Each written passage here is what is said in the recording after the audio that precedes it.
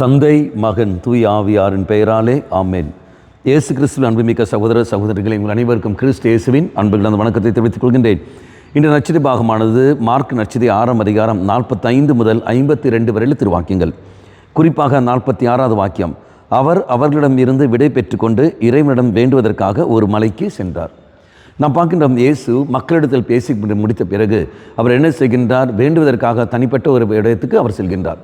அவர் கூட்டத்தின் மத்தியில் இருந்த போதிலும் இறைவனிடத்தில் வேண்டுவதற்கான நேரத்தை கண்டுபிடிக்கின்ற ஒரு தெய்வம். நம்முடைய வாழ்க்கையிலும் அன்றாட வாழ்க்கையில் நாம் பயணம் செய்கிற சமயத்தில் நாம் என்ன செய்யணும்? நேரத்தை ஜபிப்பதற்கான நேரத்தை நாம் கண்டுபிடிப்பதில்லை. மாறாக எனக்கு வேலை உண்டு, அந்த வேலை உண்டு, இந்த வேலை உண்டு, எனக்கு ஜபிக்க நேரமில்லை என்று சொல்லிக்கொண்டு பல காரியங்கள், பல நொண்டி சாக்குகள் சொல்லிக்கொண்டு நடக்கிறோம்.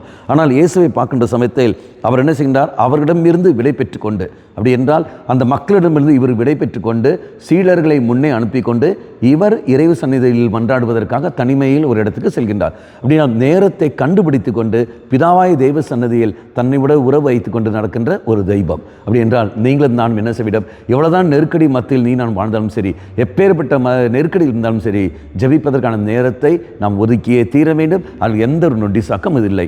இதோ இந்த நாட்களில் இந்த புதிய ஆண்டில் காலை ஒழித்து வைக்கிற நீங்களும் நானும் விசேஷமாக தேர்ந்தெடுப்போம். தெய்வமே, ஜபிப்பதற்கான நேரத்தை எனக்கு தாரும் ஆண்டவரே, அந்த ஒரு மனநிலையை தூண்டும் ஆண்டவரை சொல்லிக்கொண்டு நான் தீர்மானம் எடுப்போம். இதோ குடும்பத்தில் நாம் செய்கிற ஜெபமாலை, குடும்ப ஜெபமாலை, அதில் எந்த ஒரு நேரத்தை வீணாக்காமல், எந்த நேரம் இருந்தாலும் சரி குடும்ப ஜெபமாலையில் எந்த விட்டு வீழ்ச்சியும் இல்லாமல் நாம் செய்வது கிருபையை நாம் நினைச்சு மக்களை தூண்டுவோம். உதாரணத்துக்கு, எனக்கு நேரமில்லை என்று சொல்கிற பரவாயில்லை, நீ வந்து அமர்ந்துக்கோள், தூக்கம் வந்தாலும் பரவாயில்லை, அமர்ந்துக்கோள், ஆனால் அமர்ந்து ஜெபமாலையில் நீ பங்கெடு.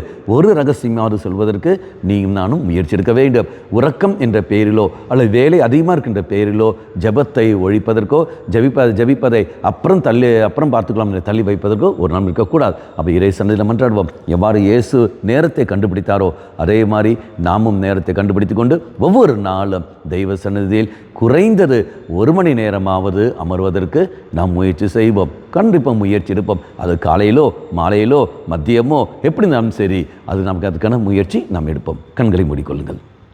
நல்லவனாய தெய்வமே, நீ எனக்கு தந்த அரிய ஒரு வாய்ப்பு தான் இந்த குடும்ப ஜெபமாலை. அந்த குடும்ப ஜெபமாலைக்கு போலும் நான் நொண்டி சாக்கு சொல்லிக்கொண்டு எனக்கு நேரம் இல்லை, அது இல்லை, இது இல்லைன்னு சொல்லிக்கொண்டு நான் ஒதுங்கி விடுகின்றேன். வேண்டாம் ஆண்டவரே, அதுக்கான நேரத்தை கண்டுபிடித்து கொண்டு நான் செயல்விட எனக்கு சக்தியை தந்துடலும். உம்மோடு உரையாடுவதற்கு, உம்மோடு உறவாடுவதற்கு நான் நேரத்தை கண்டுபிடிக்க வேண்டும். நேரத்தை நான் ஒதுக்க வேண்டும். ஒவ்வொரு நாளும் 24 மணி நேரத்தில் 1 மணி நேரம் நான் உனக்கு செலவிட எனக்கு சக்தியை தாரும். இந்த ஆண்டிலிருந்து நான் எடுக்கிற தீர்மானம், அந்த தீர்மானத்தில் உறுதியோடு இருக்க எனக்கு கிருபையை தாரும். அம்மா மாதாவே, தெய்வ மாதாவே, எங்கள் மாதாவே, என் அன்னையே, விசேஷமாக எங்களுக்காக பரிந்து பேசும். ஆமேன். தந்தை, மகன், தூய் ஆவியாரின் பெயராலே ஆமேன்.